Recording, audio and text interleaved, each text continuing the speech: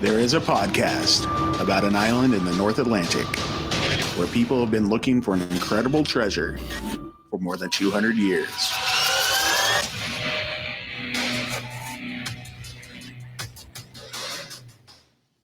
Hello and welcome to Could It Be? An Oak Island podcast. We are your hosts, Deidre and Dustin White.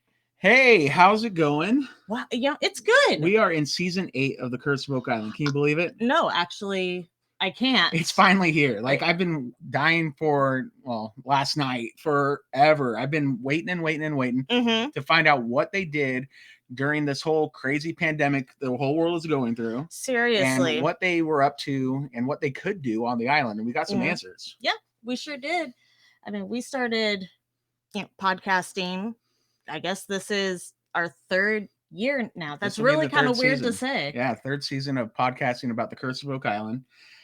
I love it. I do too. Yeah, and things keep getting bigger and better for the podcast. Yeah.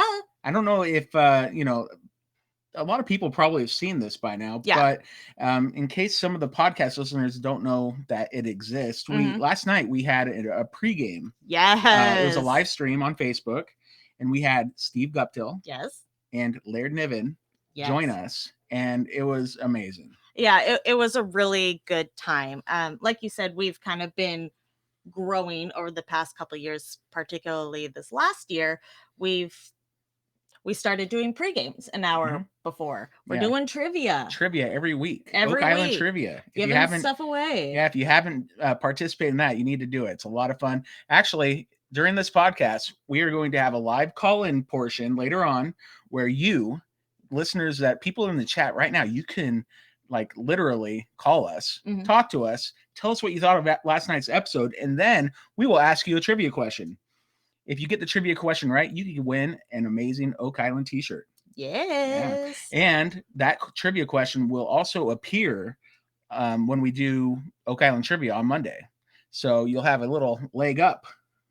Oh. And then you can, that'll give you a free trivia answer, right? Because we're going to have 30 trivia questions come next Monday. So I'm excited for it. Yes. And we just wanted to take a minute here. Usually we try to get into the meat and potatoes pretty quickly. Yeah. But because we have grown so much, so rapidly in this last year, for example, we were talking about, we went from, 500 followers over just on Facebook at the beginning of last year to almost we're just a couple shy of 5,000 as 5,000 likes. We have 5,500 followers. That's just on Facebook. That's only a small portion of the people that have listened to the podcast. So we appreciate you if you have liked us on Facebook or Twitter or Instagram. All those places. So we just want to say thank you guys for sticking with us, enjoying the off season with us, because we had a blast doing this trivia stuff, and we're so happy to be back for the podcast, for the pre-games, and just to hang out with all of you, because you guys are awesome. Yes. And so let's see here. We're a husband and wife team. I mean, you hear us do an intro at the beginning saying we're Deidre and Dustin White. I don't want anyone thinking we're like brother and sister. Weird. No, we're husband and wife. And actually we were brought up on another YouTube live stream last night, and they kept calling us Deidre and Dustin White of Expedition Unknown fame. And that's true. I'll take it. Sure. I'll take it. No, we were on Expedition Unknown. It was actually a friend of ours, Amy. She has a YouTube channel. Thank you, for treasure hunting. And we sponsored a prize giveaway for it. And so Amy Seeks, you're awesome. And thanks for doing that. And we're avid treasure hunters ourselves. So we try to bring a little bit of the perspective of what that process looks like. But really, we're here to recap, have a good time, positive and fun place for you to meet fellow Oak Island acorns and chat with us. That's right. Should we do it? Yeah, now that we got all that out of the way, we're ready to dive into season 8 of The Curse of Oak Island. I was just thrilled to have the episode last night. Yeah, seriously. And I was so anticipating the episode that, actually just prior to a couple days ago, we didn't know we were going to talk to Steve and Laird. And so I don't know, that was icing on the cake. And it was actually, we ate our cake before the main course, which was the Curse of Oak Island. Oh, I was like, what? Yeah, we ate our dessert first because we got to hang out with Laird Niven, archaeologist extraordinaire. And we got hang out with Steve Guptill, like the guy that wields the prism pole of truth on the island. Cartographer. The royal cartographer. So right. It was awesome. If you guys haven't seen that yet, go to facebook.com/OakIslandPodcast. You can check it out and listen to it. It's like almost an hour long, just chilling with them. Yeah, it was a good time. So all right, we're 5.5 minutes in. I think we should dive into the good stuff. The good stuff. So where do you want to start? Do we go down the Maddie Blake special, as we call them? And yeah. Let's touch on the Maddie Blake special. Together. Yeah. Well, he had a lot of stuff that I think ended up showing up in the first episode. Right. All right. So we can talk about what we saw in Maddie Blake, and then when we get to that portion of the episode itself, maybe we can just refer back. Oh yeah, we talked about that with the Maddie. Yeah, that'll work. All right. So Maddie gets to Oak Island. Yep. Hangs out with Rick and Marty, Billy sighting, Jack and Gary. They're all in the war room together. Yes. Right? And then we had some people like teleconferenced in. Who was teleconferenced in? Let's see. I'm trying to catch up on my notes here. Let's see here. Maddie joins him in the war room. Maddie. Oh my gosh. Maddie. Okay. So where are my people on my Zoom? Craig. Charles, thank you. Scott. You know who Scott is? Scott. Hearts for Scott. Okay. Hearts for Scott. It's a thing. If you come to hang out with us in Oak Island Trivia, Scott Barlow and Steve Guptill and a few, they actually join us and hang out with us while we're doing the Oak Island Trivia, and the chat gets flooded with hearts because we have this inside joke that's Hearts for Scott. So Hearts for Scott Barlow always. We had Alex, Doug, and Steve. They were all conferenced in. You know what I thought was funny? I was watching that part and I was like, oh my gosh. So Craig has to conference in, and Billy is at the table. Like, right? Billy, sorry, Craig. Billy took your spot. Marty's like, well, Craig kind of got the short end of the stick, and so he's here, but no, it's all good. Yeah, he was in Nova Scotia. Yes, they all made it to the island, which is great. Yes. That was super important. Like, that's something we just didn't know going into the season because, all the crazy stuff's been happening in the world, and the border being shut down. We weren't sure that we were going to get a season 8, and which is what Maddie brings up. And for a long time, we were all just kind of like, "Is there a season 8?" There ended up being a season 8. Yeah, so, thank goodness. Right. One thing Maddie said a couple times during this preview, this Maddie Blake special, was that it's a shortened season, and I'm hoping that just means like they had less time on the island, but we're going to get the same amount of episodes because I don't know. Well, they sound like it's such a big season because they've had all these finds. I hope they can break those into a whole bunch of episodes so we get at least 20 or so, like we have in the past couple of years. Well, considering that this aired like at typical time, right, that we would expect the Curse of Oak Island to start airing on the regular basis. Yeah. That gives me hope that we're still going to get a lot of episodes. Yeah. But the fact of the matter is, on this first episode, like, usually we're not diving into things. We're not digging right away. We're not getting to these big things or big finds super quickly. I mean, usually we're getting our setup, and then like episode 2, we're going into it. But this was the first episode, and they're like, let's put some people down a case on. Yeah, let's jump right in. Yeah, literally. Yeah. Like, let's put Tony in the swamp. Let's. Yeah, a lot going on. That's a good sign. Let's power through some of this. Okay. All right. So, Maddie asked about what was going on in Smith's Cove. They talk about the bump out they had last year, and that the age for some of the wood was dated to 1741. And Alex was particularly excited about Smith's Cove. Marty says that Rick thinks there might be 2 or 3 or more stories going on the island. And that's just bonkers. Like, forever it was just Money Pit, the 3 boys trying to figure. They would love to know what happened before that, but they had no answers. And now suddenly they have lots of dates questions. back to 1200 in the paved area in the swamp. It's mind blowing. So yeah, it's what we were talking about kind of towards the end of last year and debating, is this really just one story? Yeah. And hey, if Rick is starting to think maybe it's more stories. Maybe, yeah. For sure. I believe in you, Rick. I believe you. Yeah, so at one point, Jack was there at the table, and he said that what they found this year makes the paved area seem small. That's mind-blowing. Like, the paved area was such a big deal in season 7. It still is a big deal. It still is a big deal, but, like, what did they find? Yeah, that could be potentially a bigger deal than the treasure, maybe? Maybe they found the treasure in the swamp. Yeah, right by the paved stone area, right? So it's, like, bigger. Most of the actual episode was, like, well, not most of it, but a big chunk of it was the possible tunnel between the money pit and the swamp area, right? And I don't know, it's craziness.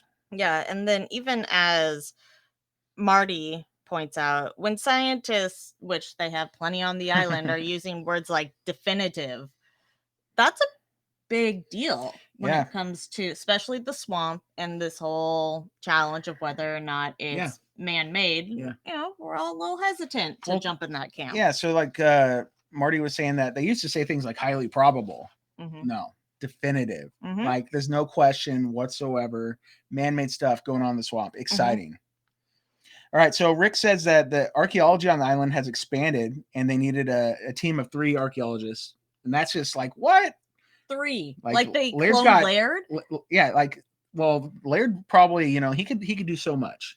Well, yeah. And there's so much going on the island. Like they needed to expand. He's quick with the trowel, but the archaeologist team. That's amazing.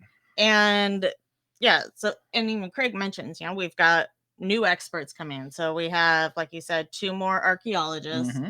We'll talk more about them. We'll talk more about them. I'm very excited about that team in particular. Sure, yeah. Let's see here. And then we have, so kind of talking about, they take Maddie out to lot 15. Okay, lot 15.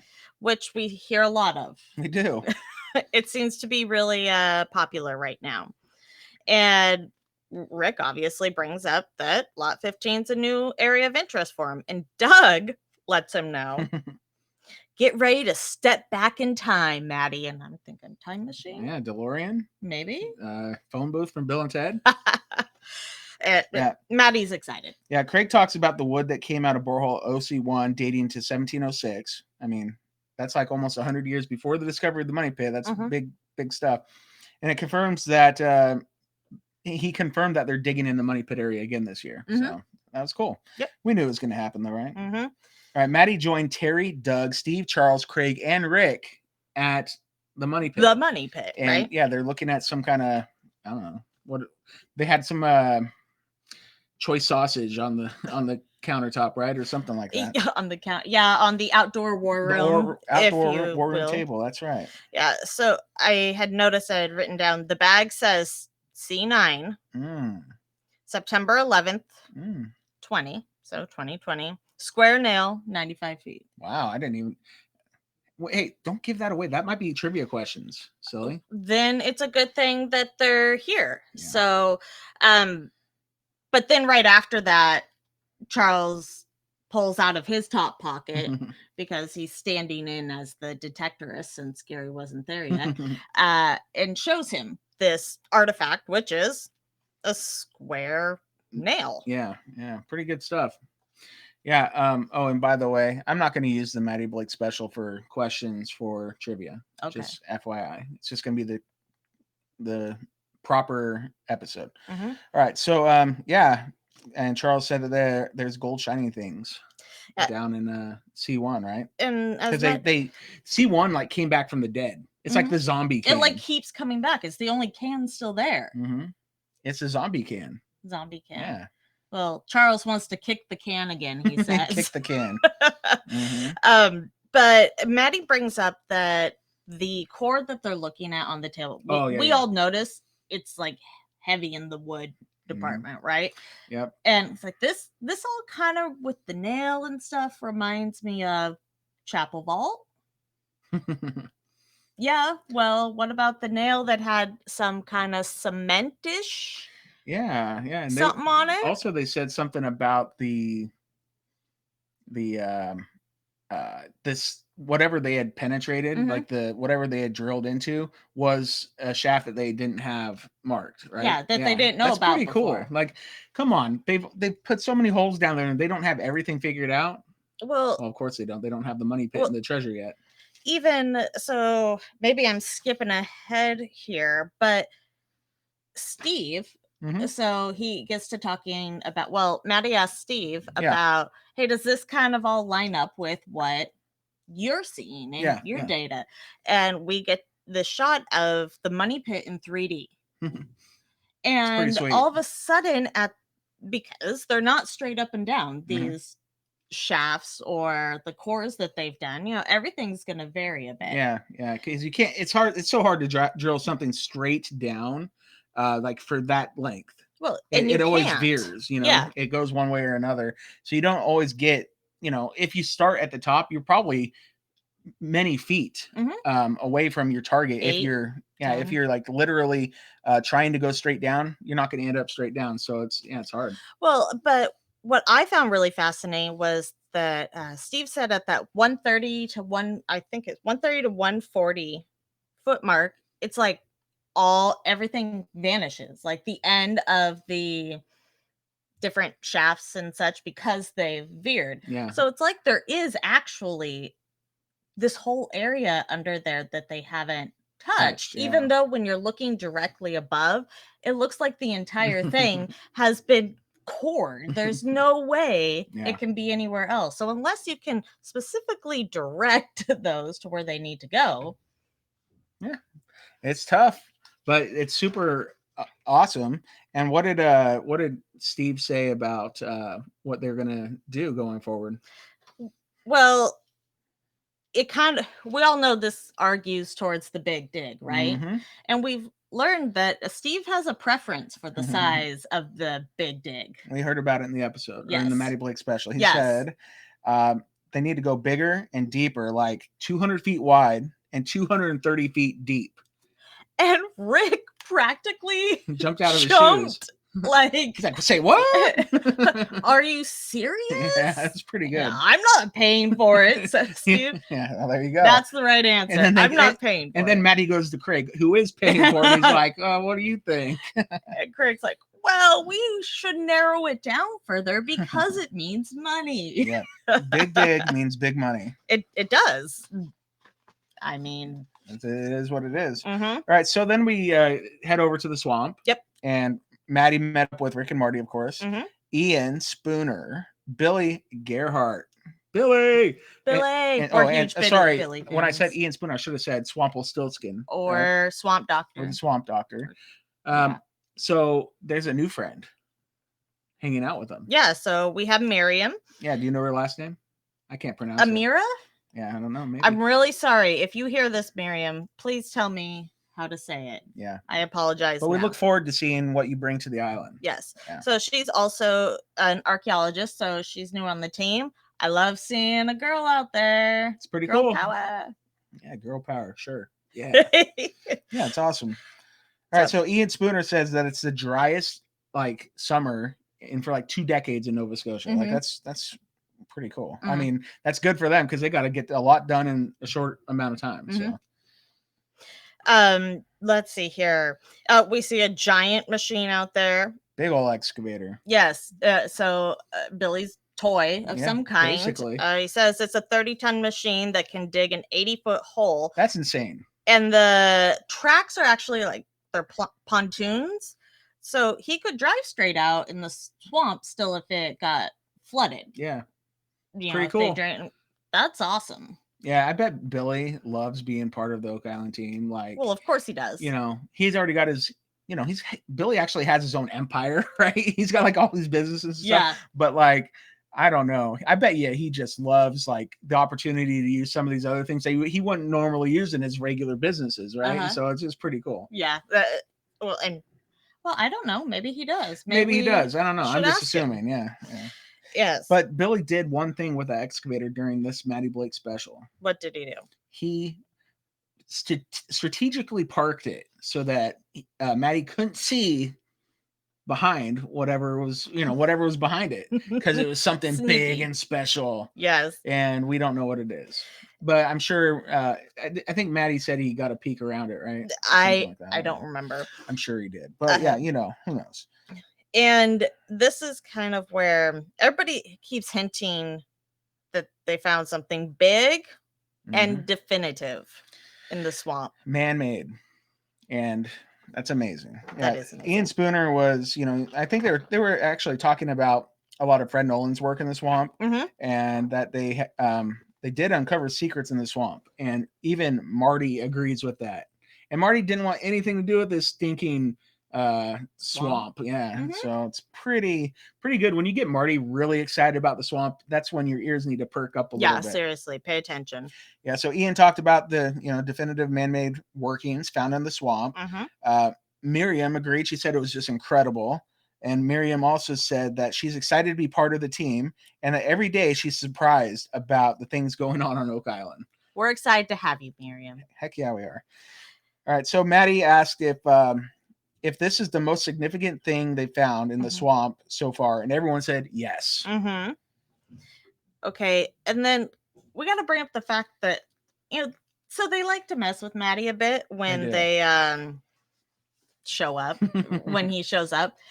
Yeah, he's like the little brother, they got to grab him by the head and give him a noogie. So they're like, okay, we're going to give Maddie this thing that he has no idea what it is. And Billy comes over with, it looks like a big old eye bolt. Yeah, like it is, it's huge. It's industrial size. It's but huge. For all I know, Billy pulled it out of the back of his truck and was like, yeah, they said it was like hand rock. Oh, I know. This is old. I know. Jeez, the girl can joke. All right. Slow your roll. But he was like, what is this? Do you have any fantastic ideas? I have like a million fantastic ideas. But for that, that's not one of them. Okay. Well, it's probably some, you know what? Okay, let's cut to the chase. They said that, Dr. Spooner said the thing that they're looking into is 200 to 300 feet long. Tells me probably found a ship in the swamp. Maybe. And that came off the ship, and that's telling, it's so obvious that it's workings, or man-made stuff, I don't know. That's what it says to me. But it's maybe a not. wharf. Okay, maybe, but I don't know. I'm thinking ship. I think they actually found a ship. I think it's at least ship related. I think it's in ship shape. Yeah, something that relates to ships. Sure. Yeah, so I don't know. Marty just said again, he's so excited because it's just definitive. That's like, it's one of our favorite clips from Laird. I should play it right now, but it said it's indisputable. It's like that kind of thing. Like, here, I'm just gonna press it. You can't dispute it. It's not disputable. Yeah, it's not disputable. So that's what definitive means. Yes. Yeah, so that's pretty good. Even definition. Even though Laird wasn't talking about this moment, he probably would. All right, so it's just amazing, pretty good stuff. And then Billy, oh yeah, you already said that. Oh, in my note I put that Billy lets Maddie hold an artifact, and it looks like the top of Steve's staff of Ra. Oh, that's a good point. Maybe Steve's staff of Ra broke. Yeah, it's like supposed to be the artifact that actually makes it special. It like broke off the carbon fiber. All he has to do now is go stand in the right spot. The sun will shine straight through that hole and into the ice holes and say, go through here. And it'll reveal all. Yes. Mystery solved. Okay, maybe not solved. Okay, I tried. All right. What's next? We hear from Gary and Jack. And Jack. Attack. I'm glad Jack wasn't missing early. Man, he's all over this first episode. Yeah, lots of Jack. This is great. Yeah, he was like he was missing in action last year, and he is back with a vengeance. So good job. And happy to have you, Jack. Gary, so we kind of dive into this whole Gary's brought new equipment, expensive equipment, and shows Maddie how it works. We see how it works later in the episode again. The OKM EXP 6000. Yes. Yes. I wrote 600, but I'm guessing it's 6,000, and I just missed a zero. Yeah, and then during the episode, we'll probably touch on this again later, but it was funny that because I think he was showing that that system to Laird, and Laird's because it can detect up to 10 feet for metal, and so he's like, "Wow, you're gonna need an excavator to dig that out." And Jack's like, or no, and Gary's like, "Well, I got it right here," and he's pointing at Jack. He's like, "It's the Jack 6000." It's amazing. It's pretty good. Yeah, I'm on board. So we got the Jack 6000. It comes paired with, Gary's new machine. So it can metal detect down to Gary's toys. He has fun new toys too, just like Billy. Yes. So it can metal detect down to 10 feet, but we can see other disturbances like voids, tunnels, minerals, and especially vaults. And vaults. He says that every time that he explains it. Yeah. Because vaults. Naturally, that's what's going to be there. And explains that the green/blue is the normal quote unquote area, probably iron since they're. Well, I think it's just more of like undisturbed soil, and then like the red was like all the red is non-ferrous, and so when they're getting a lot of hits, what they would like to do is be able to go out there with something like this that can detect the really deep stuff in places that they've got brooches. And I mean, wouldn't you want to take that and look for cavities below where you think treasure's been dropped? Heck yeah. He knows how fast Gary moves. Yeah, he was just like speeding along. He was practically running. Okay, it felt not running, like he was going pretty quick. He's a speed walker. Okay, yeah, I guess. I was just impressed because that is much faster than before. Yeah, it's really good. Yep. So I'm excited for Jack and Gary's tag team action this year. Then let's see, what else did we have? We have Gary did mention that they found one of the oldest artifacts ever found on Oak Island, or it's probably the oldest artifact ever found on Oak Island, and maybe in the entire Americas. Like, what? Yeah. And he's like showing him something. It's like in the palm of his hand. Is it that coin they found in the first episode, or is it something else? I don't know. I'm not sold that it's necessarily the coin that they. I guess we'll find out maybe episode 2 or 3. I would have. I hope so. Yeah. I mean, if they know how old it is, I'm assuming they're going to share that with us. The lead cross could be like 1300 AD, right? Yeah. So I mean, if it is, that's old, and they're saying they're like this blows everything else way out of the water. Like, are we talking BC? Yeah. Like, what are we talking about here? Serious. This is crazy. Yeah. I want to touch on the fact over on like lot 15, we get the opportunity to meet one of the other new archaeologists. I mean, he's not a new archaeologist, but he's an archaeologist. He's new to the team, but not lineage as far as like Oak Island goes. His roots run deep. It's very oak deep. roots. Like probably deeper, as deep as you can go. Yeah. So he's a direct descendant of the McGinnis family. Yeah, Daniel McGinnis, like the guy that's like the leader of the people that discovered the money pit. Yeah, that we hear about all the time. Their foundation. Yeah, the McGinnis Foundation. I'm surprised this new gentleman that we see, his name's David, isn't going to stake and claim on that land. He's like, no, this is my land. This is my family's land. It's just so he's crazy. So how many great grandfather? Four greats. So great grandfather is Daniel McGinnis. That's pretty sweet. That's so cool, and I'm really glad. Didn't really know about it growing up. Yeah, that's crazy. It's not like something that they talked about, and then as thanks ancestry, like I mean, I don't know. Is that a advertisement plug? Yeah, maybe they figured it out on Ancestry or something. Yeah, it's pretty cool. And he discovered this, and so of course he's got a very what do I want to say? He's very invested in this. Yeah, vested interest. Thank you. Yeah, and like one thing I did notice is his name is spelled different than Daniel McGinnis. Like McGinnis was with a G. At least that's what they show us on the show all the time. And his name is like McInnes with an I. And we were talking about that briefly earlier. And when I did my own family tree through Ancestry a while back, I discovered. So my last name's White. Our last name is White. One of my 20th times great grandfather or whatever, they spelled it WHYTE back then, and it's just like the color now.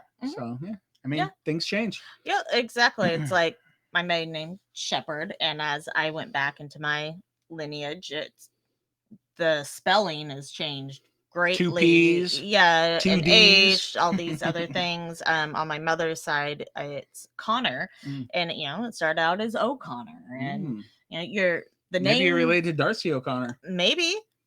Yeah. Don't know. Anyways, it just something to bring up. I love seeing him. I really like it. He's straightforward. He's he'll kind of. I like that he tells you how it is, but he also kind of tells a story with it. Yeah, he's a little bit quirky too, and I like that. He has a character. He's like a specific. Like in my mind, he has his own character now. I love it. I just like him. I think he's a personality. Cool guy. I like. Yeah, I'm excited to have him on the team. I hope he's in a lot of episodes. I can see why they'd be very complimentary, like him and Laird. Yeah. And then he's there with his he's being assisted by Aaron. Yeah, Aaron Taylor. Yes. So Aaron Taylor was on Oak Island last season. He was brought to the island by Dr. Ian Spooner, the Swample-Silskin guy, right? And yeah, so I mean, he's been there before, and it's cool to see him show back up.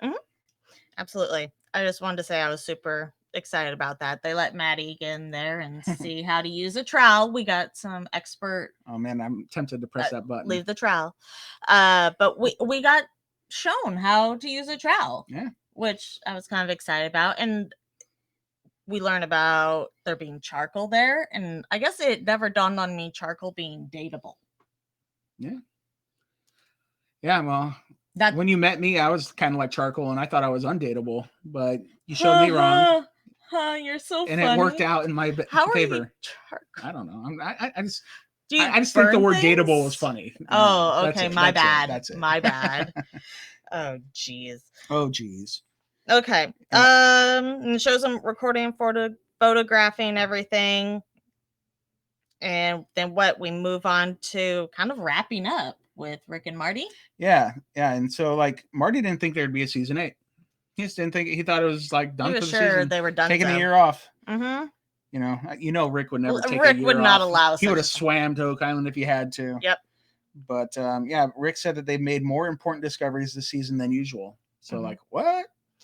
I think it's really interesting that even so among this pandemic, it really has forced the efforts to be focused in a different type of way, right? Yeah. It's almost like we've taken a step back, looked at the big picture, and been able to focus things just so completely differently than what we've done in the past that it's gonna result in new fruits, something different. It sounds like it's been huge.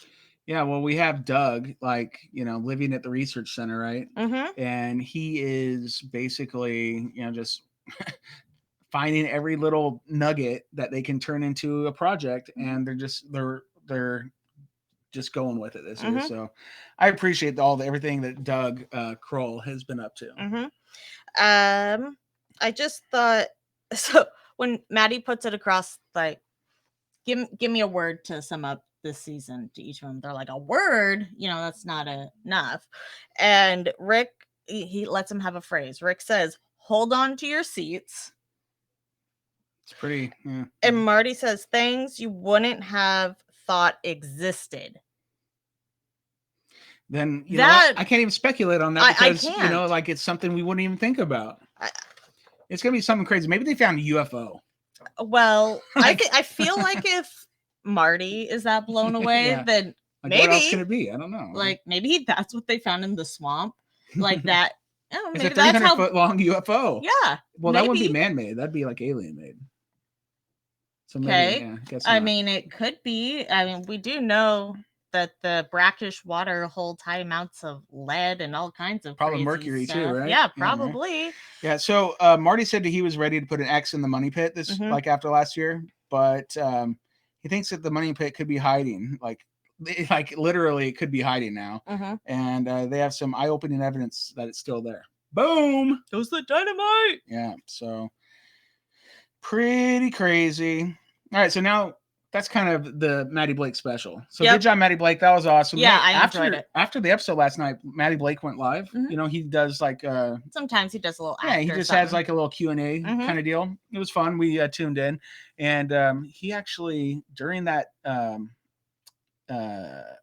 post game, I guess, live stream, he agreed to be on our pregame live stream at some point this season. So sure did. Yeah, so be on the lookout. Maddie Blake's going to be joining us on our pregame. Maybe not next week. Maybe we should finish like ironing that out with him. He said he's going to be there. So Maddie, you're going to be there. We're excited to have you. And yeah. Okay, so I guess we dive right in. He said he loved our podcast. So he did. That was sweet. Yeah. Thanks. All right. So yes. Okay. So now finally we're like over 35 minutes into the podcast. Now we're getting to season 8, episode 1. Mm-hmm. All right, let's blast through this thing, huh? Okay, so usually we break this up by location. We say, okay, let's talk about what happened in the money pit or whatever. Do you want to do it this way? No, I think we just need to kind of go step by step this time because they keep going back. It's like War Room. One other thing. 2 hours. One other thing. So it's a little cray. Yeah, let's just go in order, kind of. Okay, top of the episode. Yeah, we had Clotworthy finally. Oh, yes, man, it's so good to hear him. Like I missed him. Mm-hmm. He's like explaining, the impact of COVID-19 on the team, on the world, on Oak Island, and it shows an empty war room. Like people can't. It's really sad. Go to work at this point, But then we do get an update from Traverse City, Michigan. That's true. And it even gives us the date and the time. Yep. So June 17th, 10:17 a.m., 2020, Marty's office. We have Jack, Rick, Marty, Alex, and Craig. And they're like, okay, let's join the rest of the team over there in Canada. Let's see what we can do. Yeah, so literally we have like a Brady Bunch thing happening on the screen suddenly, right? With this giant Zoom call that has everybody, almost everybody. There's a couple people missing. But there was almost everybody was on this giant Zoom call talking about the future of the Fellowship of the Dig and what their plans are.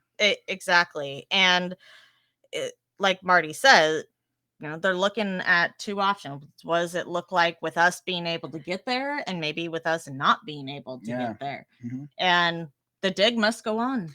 The dig must go on. But we did have, so Tom Nolan was explaining how the provinces of Prince Edward Island, New Brunswick, and Nova Scotia kind of like came to an agreement to let people travel between those. So they weren't all confined where they couldn't, move around. Because I think like Scott Barlow lives on Prince Edward Island, right? Yes, he does. And so he was able to come into Nova Scotia, get to the island, start work. Doug, Steve, Laird, all those guys were able to get to the island and, do what they need to do while most of the leadership was stuck in the United States because the border was closed. Yeah, so they could travel within the Atlantic bubble, I guess. Yeah, the bubble, right? So Nova Scotia, New Brunswick, and Prince Edward Island. Yeah, it sounds like they're all within kind of that proximity there. With this year being crazy war rooms, I think they've now been dubbed war zooms. War zooms instead of war rooms. I didn't hear that, but yeah, that's pretty good. You're coining that right now. Oh, well, I can't take credit. I heard it, but I think we should now refer to them as war zooms. Well, I think this might be the only episode where we get it. So really, I don't know. It looks like everybody else is joining them on the island starting next week. We'll see. If someone has to phone in, it's a war zoom. Okay. You have to phone a friend. Sure. All right. So Marty says that the guys in Nova Scotia that are on the Fellowship, right? They are the Fellowship right now, and he's depending on them to keep moving that ball. So Ian gives him an update on the swamp and the new equipment, including the special sonar, and we'll get more into that later. But they do show a recap of what happened in the swamp last year. Big stuff. Ian then wants to target a feature in the cove in the cove area of the swamp. And I'm thinking to myself, oh, is that like Swamp's Cove? Ooh, Ian's Cove? Ian's Cove, huh? Maybe it just should be Billy's Cove. Is everything Billy's Cove? Basically. Billy's Bay. That's right. Down by Billy's Bay. And then Gary has plans. What are his plans? That's what I'm looking for.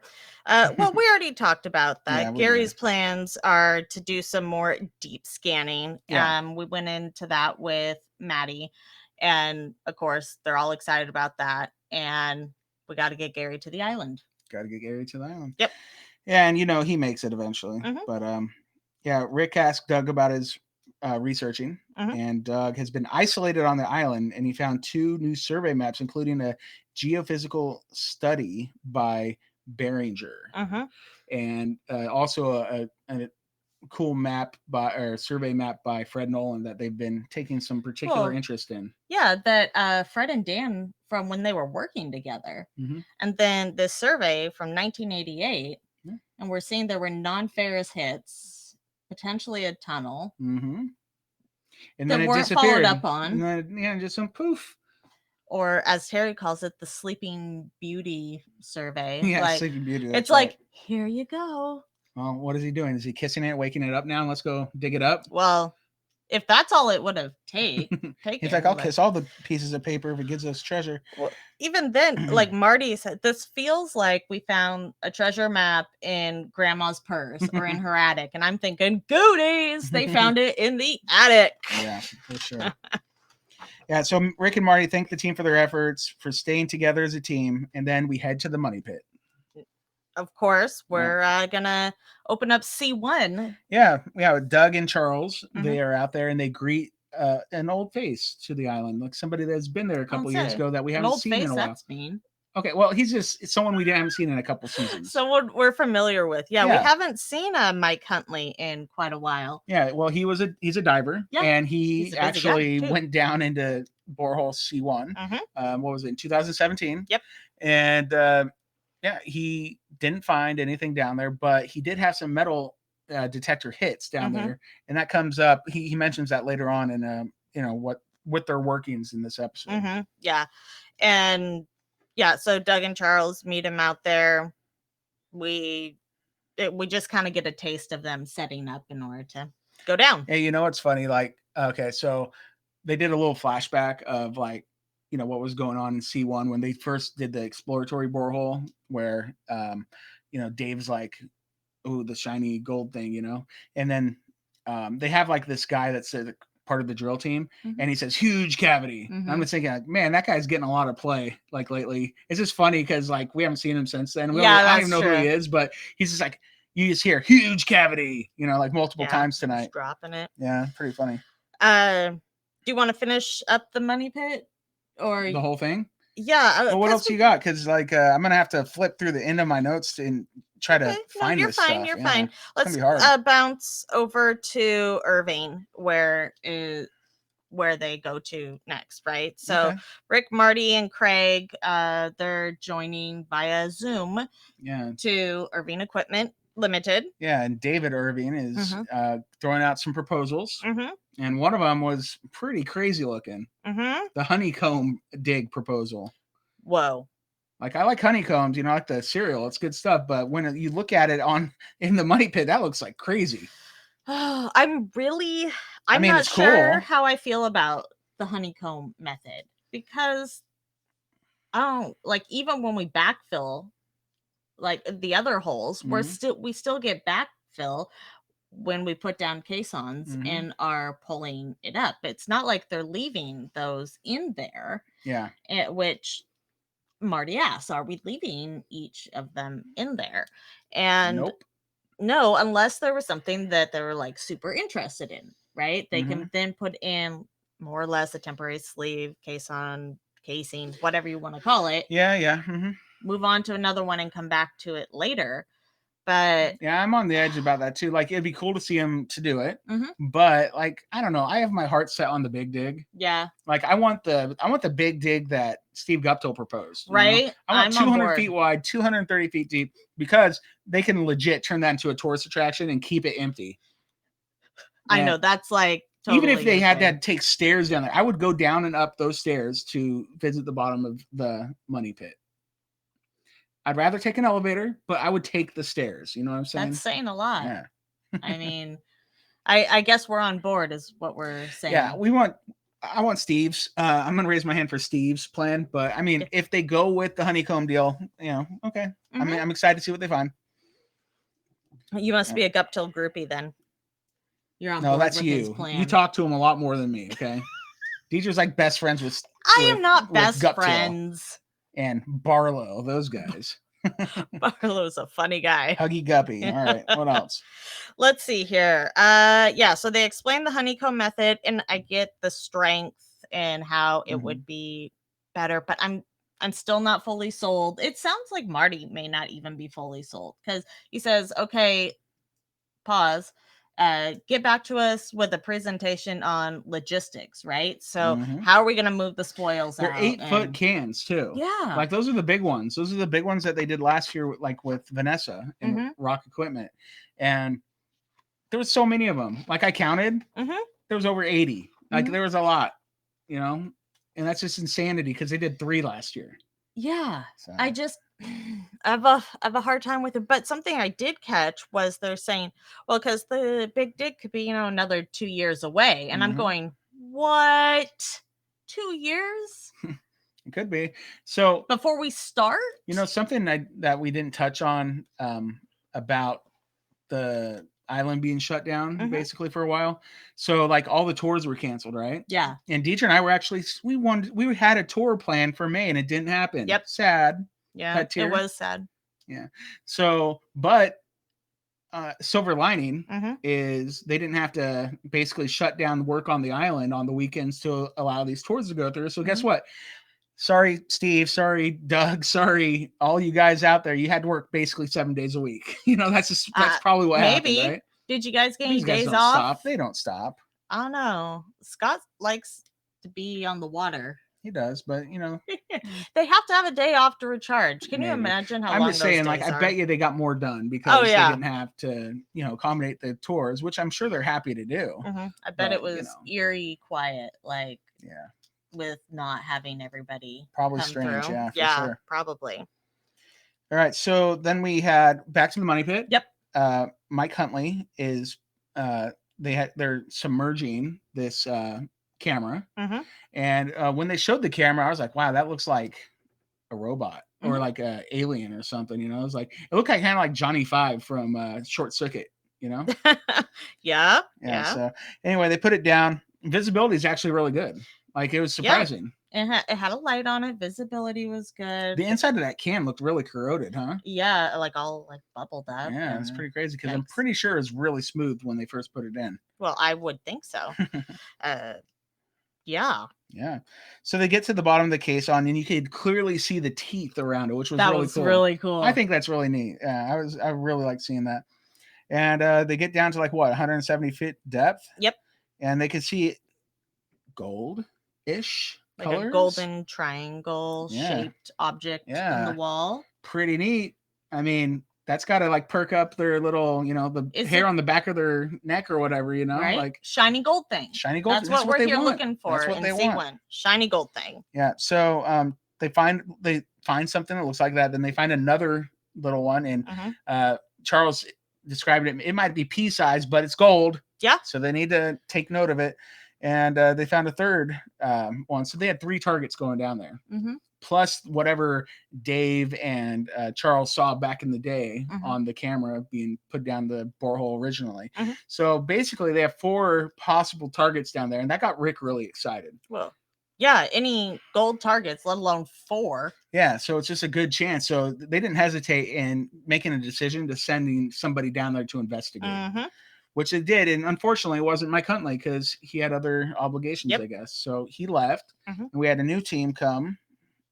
Or am I getting ahead of ourselves? No, you're right. So Doug says, let's wrap it up. Let's call the guys. So we do another war Zoom. Yeah. So we do a lot of this. We do something. We need to go update the rest of the team. That's the whole episode, remote control. It is. And so we see Doug taking charge a lot more of a lead over on the island. And so, they zoom on in and let them know that they had a successful operation at C1. And Mike Huntley was actually on that Zoom call with them. And he said, hey, that might be the area where I had done metal detecting and got hits on the metal wall. Yeah. And they weren't able to find him the second time they tried back in 2017. So, I mean, that's promising. That sounds really good. I bet he was kind of like, I wish it was me going down there. You know? I would be.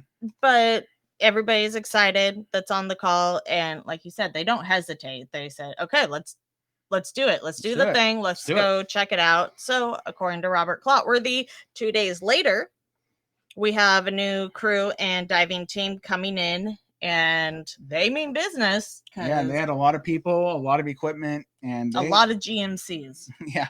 There's a lot of GMCs in this episode. There is.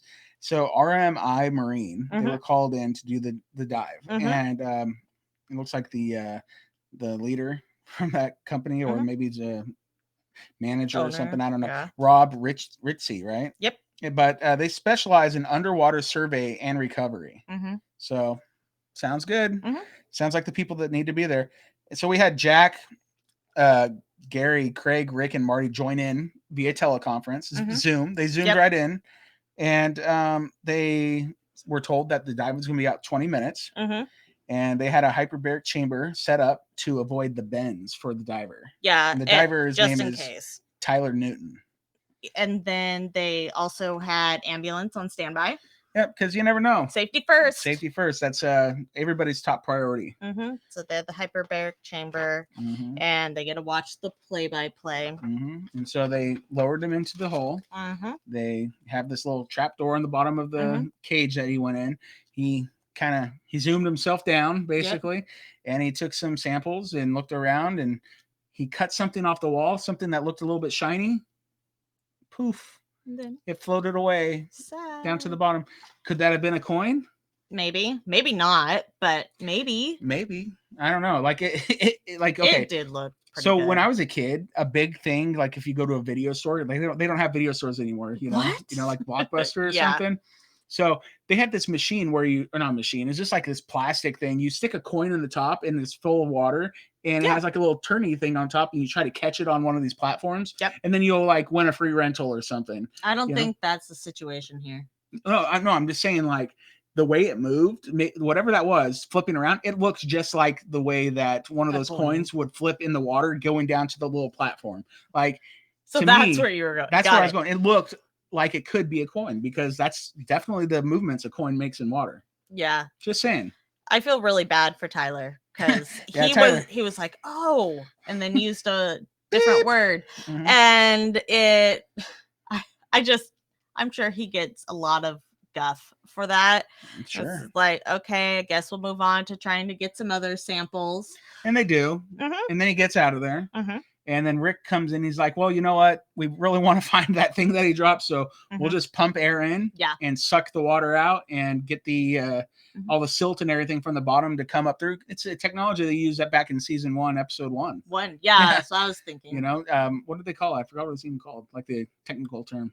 Hydro lift, is that right? Yeah, maybe. Yeah. Sounds about right. I mean, you're gonna pump air in, pump stuff out, let it settle. You're gonna have a settlement tank, see what's in there. Yada yada. So it sounds like that is the plan now. Yeah, Charles went through the spoils. They saw a couple of interesting things, but it wasn't what they were looking for. And so Marty personally thanked all the guys from RMI Marine. Tyler said he was happy to come back and try again. He's wearing his hard hat backwards. Yep. You took note of that, right? Yeah, I did. Well, you asked me did. like, why is he wearing his hard hat backwards? I said, trying to be cool. I don't know. Inefficient to me, because if you're wearing it backwards, it's not going to protect your noggin properly. And you know what? Safety first. It's the island. He was sitting under a tent. And like a canopy. He was fine. Tents have poles that could fall on his head. I think he was probably fine. All right, so the travel ban from between U.S. and Canada was relaxed a little bit. Tiny bit. Marty, Alex, Rick, and Peter got to go to Nova Scotia. They got to go straight to quarantine. Here we are for the next 2 weeks. So we had, they were split up. Who was with who? So Marty and Alex were together. Yeah. It's great to see them on camera together, and you're like, they're related. They're definitely related. Yeah. And then you had Peter and Rick together. Yep. I'm sure they all had a wonderful time. They had a happy quarantine together. I cannot imagine Rick having to be quarantined. Yeah, well, it kind of gave you a look over his shoulder, him looking out the window longingly. He wanted to be out there. I felt so bad. Yeah, he's fine. Poor guy. He made it to the island. I saw Marty had a bottle of wine in the background that looked drank. That's what Marty does. That's what I would do. He's a wine guy. Especially if you're stuck in quarantine. All right, so Marty hopes to find a giant treasure this year. They got there. They said the Eagles have landed. We got a war room meeting right away with Laird, Doug, Ian, and I wrote Doug twice. Wow, double the Doug? Yeah, 2 Dougs. It's double like he was cloned. Fun? Yeah, double the fun. The Doug twins. All right, and so I wrote here specifically that they teleconference with the Michigan mob. Mm-hmm. Okay? Nah, of course. Yeah, so Laird tells them that David McGinnis, a direct descendant from Daniel McGinnis, and also Aaron Taylor, Ian's buddy from last year, they're going to be out on the island working with Laird. Exciting. Yep. And I think, actually Laird was saying that. And then Marty piped up and said, like, Laird the believer. They're getting Laird came around. Laird's in. Laird knows what's up. He's seen some crazy stuff on that and he can't explain. That's right. Yeah. All right. Rick goes over the 2 maps by Behringer and by Fred Nolan. Once again, Ian will be doing a new kind of survey. We touched on some of this earlier. Then they show us some aerial photos from 1945 of the swamp. And it's funny that Clotworthy said they're from nearly 100 years ago. Okay, 1945 is not quite 100 years ago, Clotworthy. That was 75 years ago, which is, we're getting there. He was rounding. Yeah, he rounded up, yeah. Got a little excited, maybe. I don't know. Hey, it's in he just reads the script, right? All right, and so they follow up on Fred Nolan's notion that there might be a tunnel in between that goes through Lot 15 between the Money Pit and the swamp. Yes. But what? What? A tunnel. A potential tunnel. Yeah, but what are you pointing at? The Behringer tunnel. I was pointing at you. Oh, I'm looking at my notes like I'm missing something. You're missing no. Yes, no, then the Behringer tunnel. Okay, so Alex said, "Hey, we'll see you in 2 weeks." Or on Zoom tomorrow. Right? I mean, they're stuck in quarantine and they have to like kind of keep zooming in to get their updates. And poor Rick's probably like, I wish I was there. It's his Can baby. you give me a live stream at all times? So last night, Steve and Laird on our live stream told us that literally, Oak Island is like Rick's child. Yeah. Like he cares for the island like a child. Good for him. Yeah. So, I mean, he was missing it. You could tell. You could see it in his face. He just wanted to be there so bad. I know. He gets there, though, eventually. I think in episode 2, right? It looks like it. All right. So Laird showed up on Lot 15, met up with David McGinnis and Aaron Taylor. David was wearing this sweet headband. Oh, like, nobody rocks the headband anymore. No, but I really appreciate it. Yeah, he's keeping that sweat out of his face. Yeah, it was good. And he's just a fun character. I enjoyed David McGinnis a lot. No, so did I. He smart, but like I like the way he presents information. I think he's a great addition. I can't wait to see more from him. Oh yeah. Yeah, he's gonna be great. And so they told him that, hey, we found some charcoal, some nails, some slag. And Laird says that Lot 15 exceeded his expectations tenfold. So, I mean they must not have been expecting anything, really. Or maybe he was expecting a lot, and that's just... It really blew it out of the water. That could just be that big of a deal. Yeah, so David theorized that it may have been a blacksmith shop or something.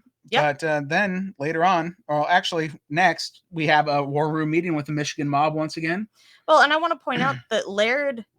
he's over there working and he shows something he finds to David and it is what looks to be some iron slag. Yeah. And we've seen iron slag in other places. We have.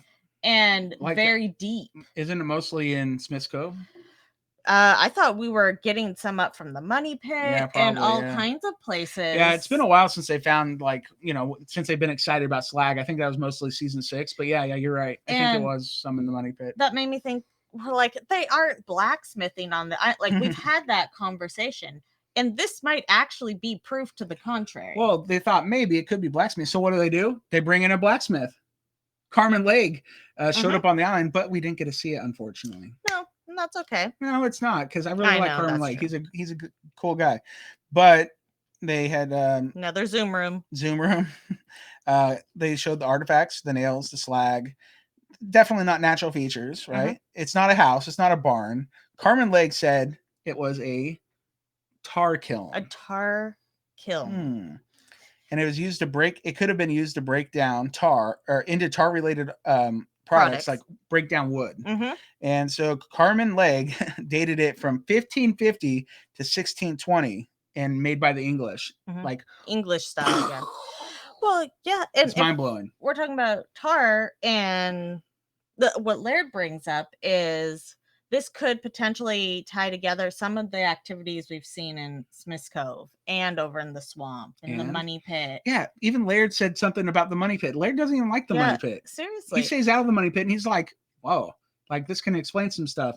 And the waterproofing. Yeah, and they got this like the charcoal they could get dates off of. Yes. And the actual pieces of stone said, yeah, they've been fired over and over and over again. And pretty soon Laird just has to think to himself, You can't dispute it. It's not disputable. Not disputable. It's not. This kind of stuff's not disputable. 100% agree. He's Laird. stoked. I'm sure he's just flipping all in. This is good stuff. And 1550 to 1620, that's insane. That's like hundreds of years before the money pit was discovered. Yeah, and when we started this whole journey, Marty really set the bar low as far or high as far as the dates went. Yeah, they were him like. I think they were happy if they found anything at 1790. Yeah, that was the threshold. We're talking 1500s here. Insanity. We're rewriting history. Crazy. Yeah. So, anywho, we got then, Marty said it had to have been like government or military. Military, yeah. For it to, because of the size. Man. It's mind-blowing stuff. I was not expecting to get this kind of crazy stuff in episode 1. In episode 1, yeah. I assumed we were getting a setup. War Zooms. Yeah, I thought it would be most like, hey, let's check up with everybody. How's everybody doing? Because they know how much everybody loves the cast. Right. Like we love the cast. You guys, everybody listening and watching, we're invested in the fellowship. The cast. Yeah, everybody's invested in the fellowship. We had a Maddie Blake special last year where they did more of like in depth into the fellowship. Yeah, that was really cool. It was really cool. I thought it would be almost like that since they couldn't really maybe do a whole lot on the island because we're not there. We don't know what's going on. And it just blows my mind that like, yeah, well, whatever. I guess that's what the podcast is for now. Now we could like sit around and speculate. Well, no, and we could talk to the people, like talk to the cast. When we convince them to? When we can convince them to. No, I'm just saying like we could get that information elsewhere. No, the show is going straight for the big stuff. Straight for the jugular. Like, oh my gosh, yeah. I mean, meat and potatoes here. Okay, so what, they wrap things up there? Yep. Yeah, Laird said, like you said, ties everything. It could tie multiple places together. Pretty crazy. And then David says that they'll be able to determine if there's a tunnel there. That's the next thing we're going to look at. So it's pretty cool. Yeah. Next thing we get is we see Jack and Gary are out of quarantine. Yeah, we didn't even know they were in quarantine. Yeah. But yeah, they got there before the rest of the Michigan mob, or actually the Michigan mob. Yep. And so they come out, get to the island. And we got the Jack 6000 going to work. Yeah, Jack 6000. That's right. And they what we talked about before with the Maddie Blake special ahead of time, that how deep it can go. Carrie mentions that it sounds like a chicken. Yeah, hopefully we find a gold egg. Yeah, that's if it's a solid gold egg. I mean, wait, that. Oh my gosh, that's like, what? Is it foretelling? That gold thing they showed in the preview? Oh my gosh. It looks like a golden egg. Maybe he found a golden egg. Oh my gosh. They were like foreshadowing what there's going to happen. That's amazing. Oh, geez. And so Doug and Steve arrive at the money pit site after that. And they're researching the Behringer survey. Marking areas of interest, because we're seeing the line that goes near C1 and all the way through. Yeah, so they plotted this line and it went like straight through C1, and then Steve said if you continue this line it'll go straight through next to the tar kiln and up into the swamp, and it's like, whoa, yeah, crazy. Is there a tunnel? I thought it was really interesting because they're taking the stuff from the survey to be able to put it into their 3D models. The 3D models are fascinating. I mean, we live in a 3-dimensional world. It kind of makes sense. So. Yeah, but it's much easier to draw on a piece of paper like 2D. So it's so good to be able to have the 3D. Well, yeah, it's a good way to record the information. Yeah, this is back in the day they couldn't. So we're happy that we have someone like Steve. Steve does it. Yep, Steve does it. Because it's a gut deal guarantee. It's a gut deal guarantee. All right, let's see here. We do another war zoom. Of course. And Terry, Steve, Craig, Dan, Doug, Rick. It's a Markapalooza. It's a Markapalooza. Yeah, we had Terry. I'm so happy to see him back there on the island. He wasn't going nowhere. Nope. We had, we keep talking about the tar kiln. Let's see here. And per Steve's maps, so from the kiln to the paved area and to the money pit, if you're walking a straight, if you're doing a straight line, they're 500 feet. Yeah. It's nicely centrally located. Yeah, it's almost like a right angle or something. Almost. But at least almost like a compass. It seems like a very centralized spot that if I were going to be, say, doing a bunch of blacksmithing, and those items needed to be used in locations such as the money pit or the paved area. Nice location there. I mean, yeah, gosh, good stuff. This has got to be quite the operation. It's got to be. All right, so then they go back to the swamp again. We get the swamp doctor. Yep. Ian Spooner out there with one of our favorites. Tony, that salty dog. The Lord of the Swamp and Seas. Yeah, that's right. So Tony Sampson's out there. He suits up. Yep. He puts the swamp doctor in the boat. Yep. In a little floating pushes him around. And he's basically the motor of the boat. Really excited to get in the swamp. Yeah. And he's like probably the only one. But actually they're all showing a lot more excitement. That's true. So. But like as far as getting in. Yeah. Yeah, well, he's not afraid. He just does it. Yeah, and so he's like pushing Spooner around, and Spooner has his new toy. Yeah, the new special sonar, which is good for more shallow water, and it penetrates into the sediment. Right, 3 to 4 meters is what they look for. Yeah, and that's the readings that they're getting. You got the name of the device, right? Yes. So the Sequest Hydrobox Echo Sounder Sonar device. That's a mouthful. Say that 3 times fast. No, I don't think. Okay, wait. Sequest Hydrobox. I can't do it. Yeah. No, yeah, I literally. You know, one of my favorite parts of that interaction between him and Tony were like he's like telling, "Oh, Tony, go over here," and then he's like, "I can't see the screen anymore." Yeah. And so he like puts his sweatshirt over the top of it and makes himself a little like a little hood. Yeah, pretty funny. Yeah, pretty good stuff. That was really good. And then he's going on to explain how, maybe there's like a wall over here based off of, some of the readings and such as they're scanning. Yeah. And it's looking like there's something there, right? So he's getting something solid about a meter down and then it just drops off. Yeah. Yeah. So it could be a wall. And Tony is mentioning that I think I'm standing on it. Yeah, well, he can feel the wood. Right? Yeah. Yeah, it's a possible wooden structure. Pretty good stuff. They head back to lot 15, with the new archaeology team out there doing their stuff. Jack and Gary are continuing to metal detect with Gary's new toy. Jack has a new shirt. Yes. Because he gave his other shirts to charity. That's right. And we got one of them. Well, we paid for one of them. We donated to a charity for one of them. And we won a charity auction. How about that? Yes. Yeah. And so he's got it's still green, but then Gary finds a possible stone structure 100 feet from the pine tar kiln. Jack thinks that the stones were split. Gary says they shouldn't touch them until the archaeologists get a look at it. So that was cool. And then they go metal detect a little more, and Gary says he really wants to find a Bobby Dazzler. And so what does he do? Finds a Bobby Dazzler. Well, he gets his trusty CTX 3030 Mine Lab handy dandy metal detector. Yeah. Right. So that's what we're taking it out for more surface finds because we are getting those lower, deeper hits. And so they get a hit. And Jack just starts digging like crazy, like with a little tiny shovel too. What do you say? Going medieval. Yeah, Jack gets medieval on the first dig. And they found an axe head, like really old corroded axe head. That's pretty cool. An axe to cut wood. A wood cutting axe. There you go. That's actually it's not. He's saying it's probably an axe they would have used on a ship for rigging, etc., or like a machete. Like a machete, yeah. All right, so Jack says it probably dates to before the money pit, or he's asking, I guess. Yeah, more. And more or I less. think Gary's agreeing. All right, so and then Gary finds a super old coin, or what we assume is really old, but it looks really cool. It's different. It's got a giant hole in it.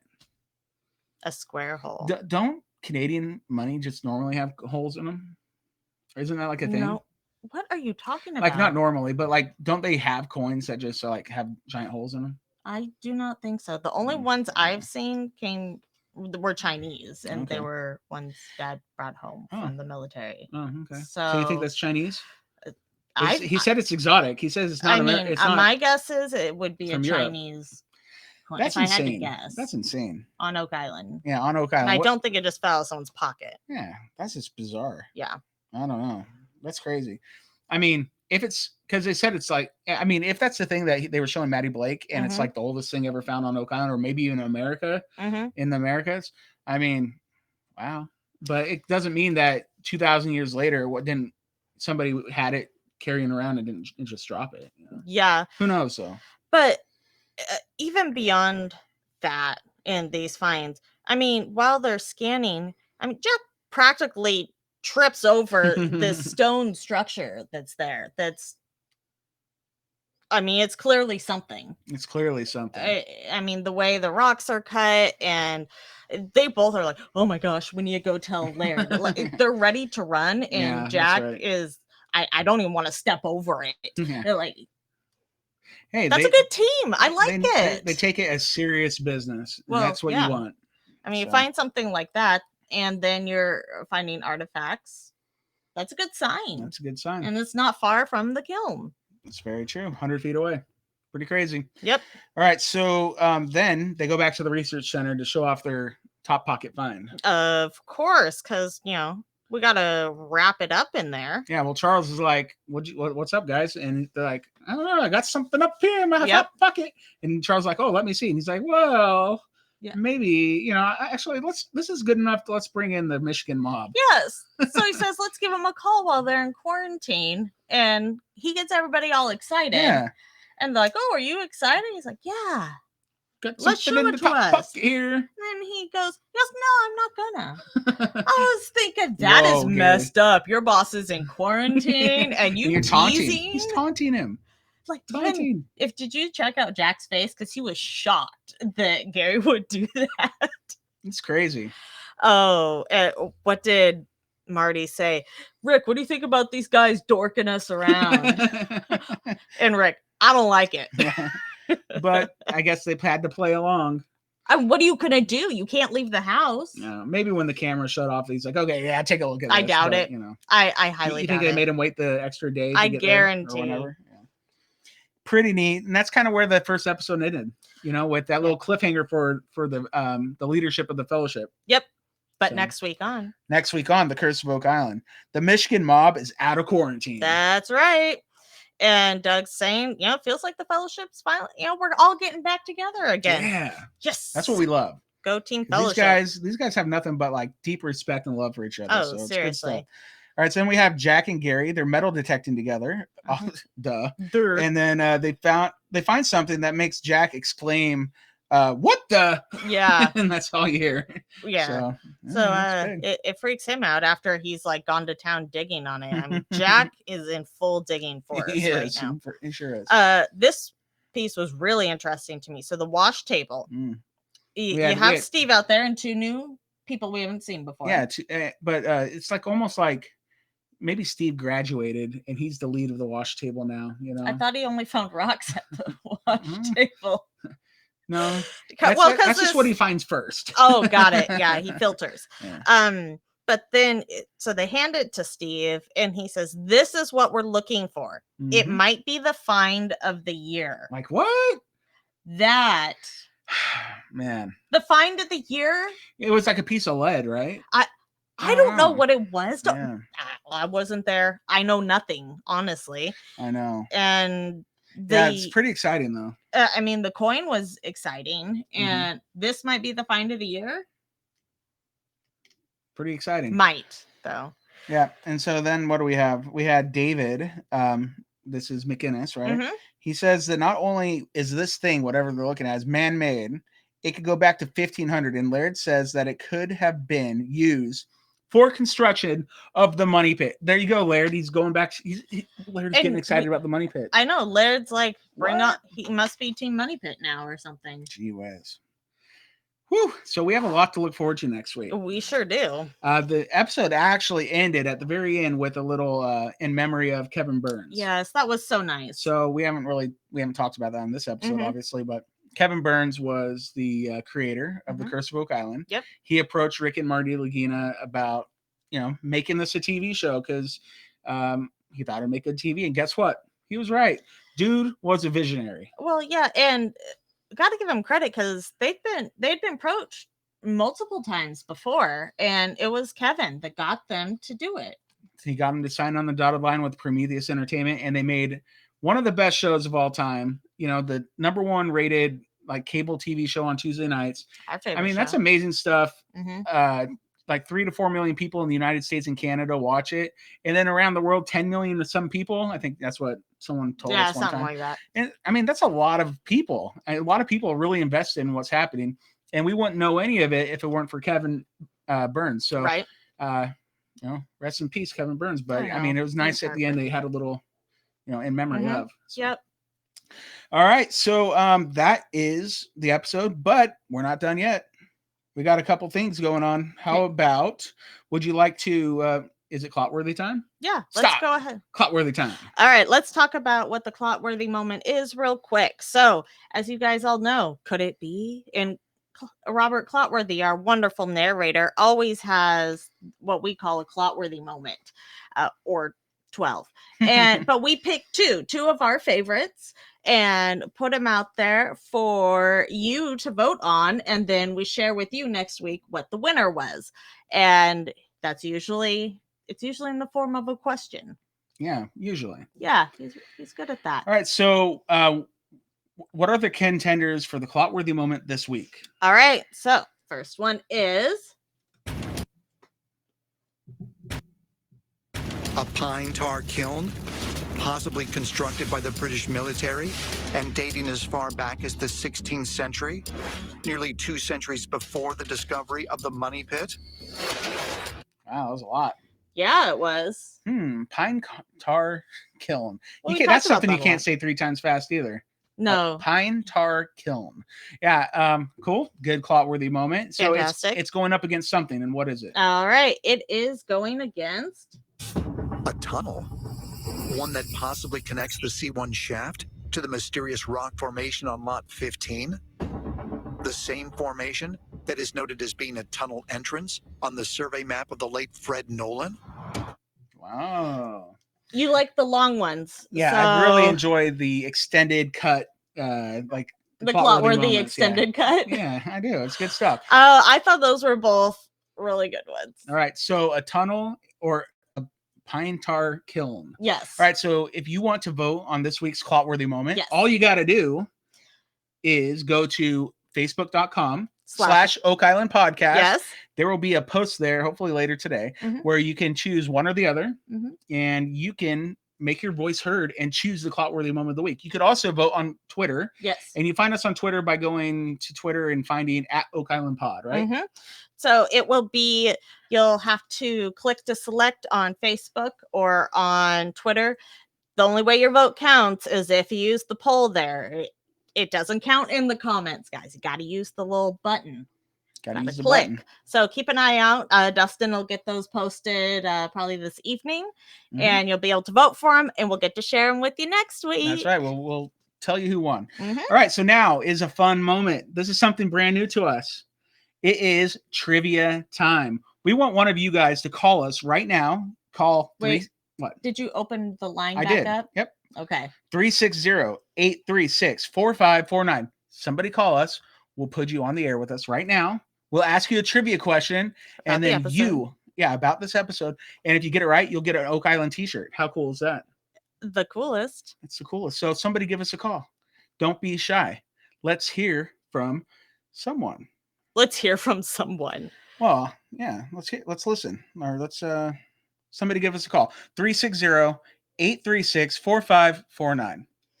All right. Waiting. We'll see.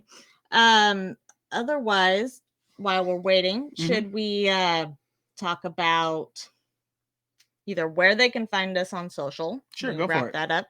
So you guys already know on Facebook, we're at Oak Island Podcast, very active community there. We also have a Facebook group, which is Could It Be Facebook?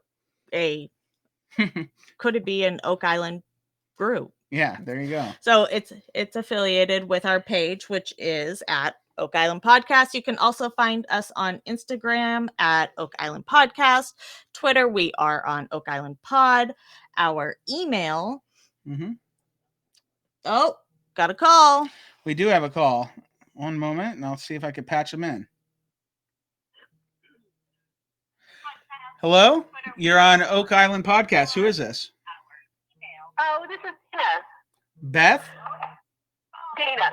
Oh, Dana. Hey, Dana. How's it going? It's going good. I'm watching you guys now. Hi. I'm thinking I should, turn it down. Yeah, probably. So hi. Yeah, well, thanks for calling in, and thanks for being our guinea pig. Yeah, seriously. And we're excited to ask you an Oak Island trivia question. But first, before we do that, how did you enjoy the episode last night? Oh, my God. It was amazing. It was amazing. I've been waiting since, April? I know. So yep. I think we all needed that. It was, with you guys, 4 hours of awesome. So thank you. You guys did a great job last night. Oh, thank you. With Laird and with Steve, right? Yeah, so good. Thank you. Yeah. Yeah, well, thanks for tuning in to our pregame show. And would you recommend that to anybody else that is listening that hasn't been there yet?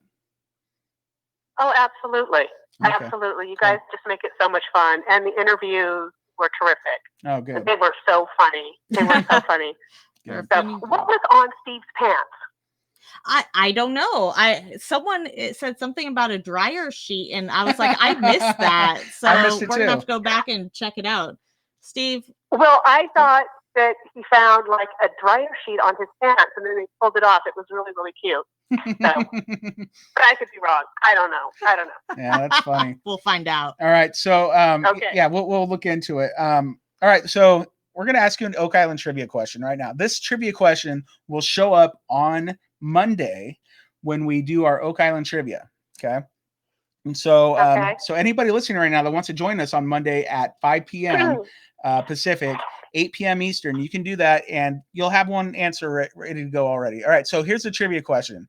It's multiple choice, and is what part of Oak Island was the primary focus of archaeologists Laird Niven, David McInnes, and Aaron Taylor during this episode? 1, Smith's Cove. 2, the Swamp. 3, Lot 15. 4, the Money Pit. Well, that would have to be 3, Lot 15. We have a winner! Yeah. I'm so glad. Yeah. I did not. Oh, that's awesome. Yeah. Awesome. Well, hey, congratulations, Dana. You won an Oak Island t-shirt from our Redbubble store that actually just launched today. Yes. It's got very few things on it, but we are going to be expanding it over the next week or two. And I will, so send us a Facebook message and we will send you a link and you can choose whatever you want. A t-shirt. Oh my gosh, thank you so much. You're so welcome. Hey, thank you so much, and thanks for tuning in today, and we hope you have a great day. Hey, you too. Okay, talk to you later. Bye-bye. Bye. Could thanks. it be? All right, bye.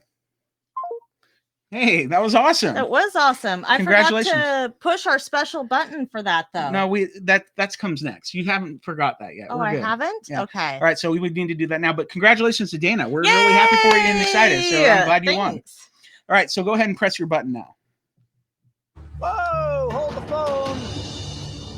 Whoa, hello. Where you been all my life? Hello, Dolly.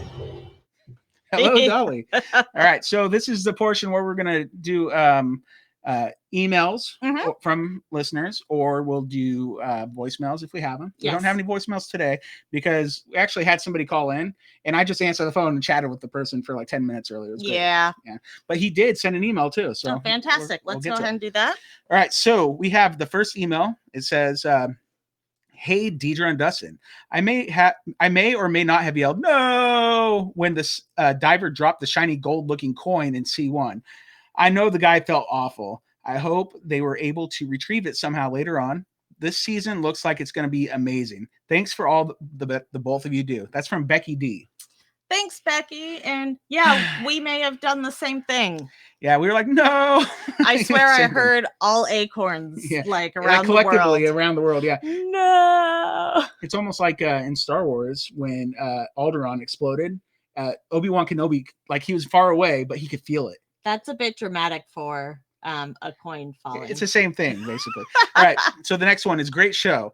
The old survey is going to be ready, or a really big key. The 2-stone structure is interesting. The coin that Gary found looks Chinese to me. Hey. And the rest of the season will bring answers, and he'll create more questions. And that's from our friend Jeff W. Well, thanks, Jeff. And you know what? There's always more questions. There's always more questions. All right. Then we have another one that says, it was terrific. Pre-game was amazing. I really enjoyed how they got us caught up fairly fast. Mm-hmm. I just kept smiling with Gary and Jack. Their enthusiasm was catching. I thought the new equipment methods discussed along with the new faces made this season start off with such a new, fresh feeling. Mm-hmm. I'd agree. I was ready to dive into the hole myself after, though, to catch that shiny thing that was dropped. Have a great day. And that's from our friend, Galia. Yay! Galia K. Well, thank you. We got a couple more. Hey, really enjoyed yesterday's podcast live stream. Steve and Laird were awesome. Loved drilling down episode. They love teasing Maddie, don't they? Oh, they sure do. All right. They were... but those were some happy faces yesterday. Episode 1 did not disappoint. So much to discuss. Unfortunately, I have a dentist appointment, and it looks like it'll be a long one. So I'm not sure I'll be back to catch any of the recap today. Well, you can catch us when you'll get us when you get us. Yeah. All right. But my question is, where was Dave Blankenship?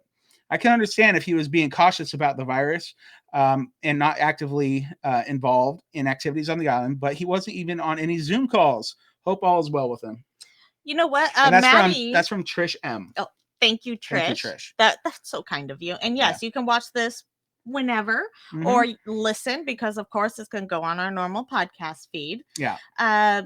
Yes, in regards to David, we don't know him personally or anything, but Maddie did mention on his post after live that because people were asking and said everything's fine, everything's good with him and his health. Fine. He just wasn't in this episode. Yep. So nothing to report. He said he's pretty sure Dave will be showing up. So I have look no forward doubt. to Dave. Yeah, like the rowdy guy. Rowdy Dave. The rowdy one. All right. So thanks, Trish. And then we got one last email. We got it says, it was a pleasant surprise when I got to speak with you this morning. Oh, this is Jeff. Because he called and I just answered. I won't get into my top pocket moments again, but I wanted to share what made me laugh. I think we could have a bingo game out of the changing head and face hair changes from scene to scene. Oh, yeah. Because like it was like one scene and then it showed like three different interviews with like Rick, and he had like shorter hair, longer hair. Doug was the same way. Pointy eyebrows, trimmed eyebrows. It's the game of quarantine hair. Yeah. I like that he said bingo though. Oh, bingo. Bingo. Thanks, Terry. Yeah, thanks, Terry. He also said, and honestly, who didn't laugh out loud for real at the dropping of the coin and animation of the same in C1?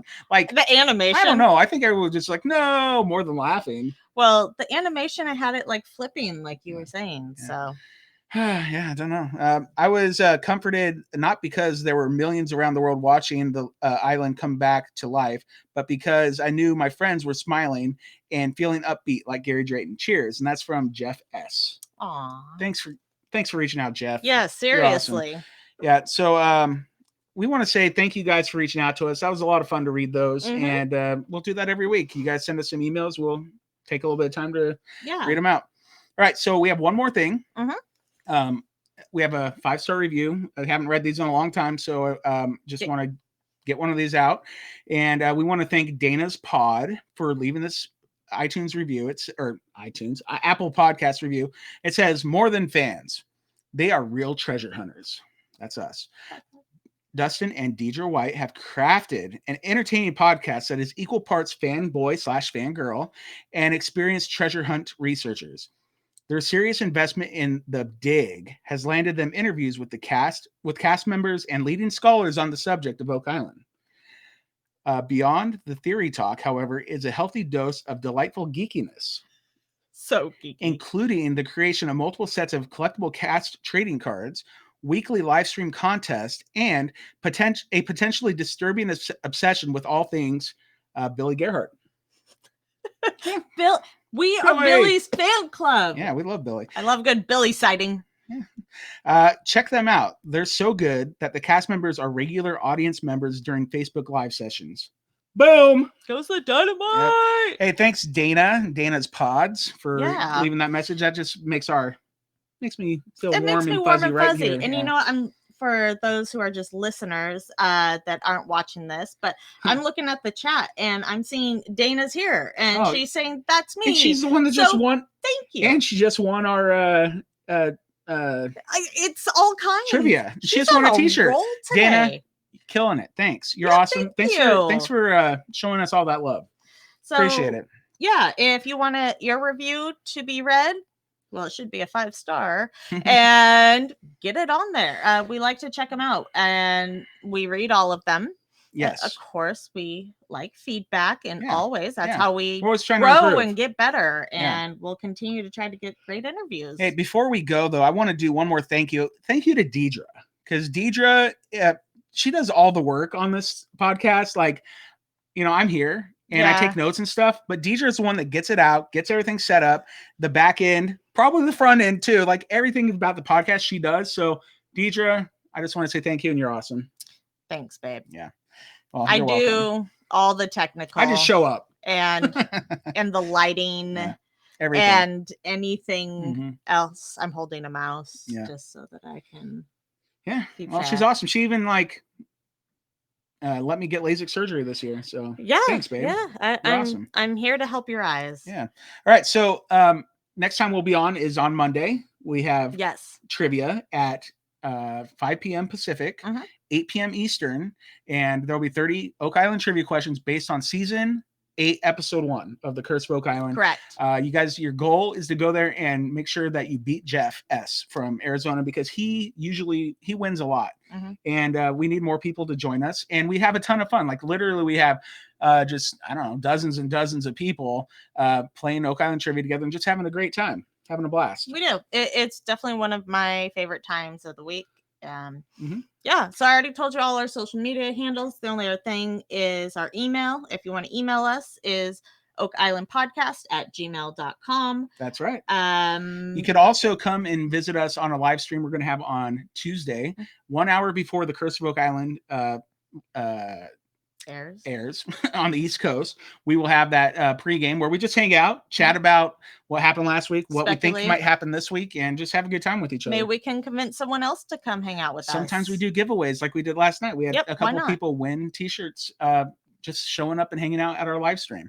And like we said, we had legends on our live stream last night. Man, you guys were blowing up the chat. You had great questions for them, and I loved that I could put them on the screen and ask them. Yeah, but it was hard. There. You couldn't keep up with them. Like you couldn't. You just missed some. I missed a lot. Yeah, like literally, Scott Barlow was having dinner with. Like you went back and looked at the chat from last night. And Dave and other crew members were all watching the live stream and hanging out at dinner. Yeah, we missed it, but thanks for watching. Yes, thanks for hanging out.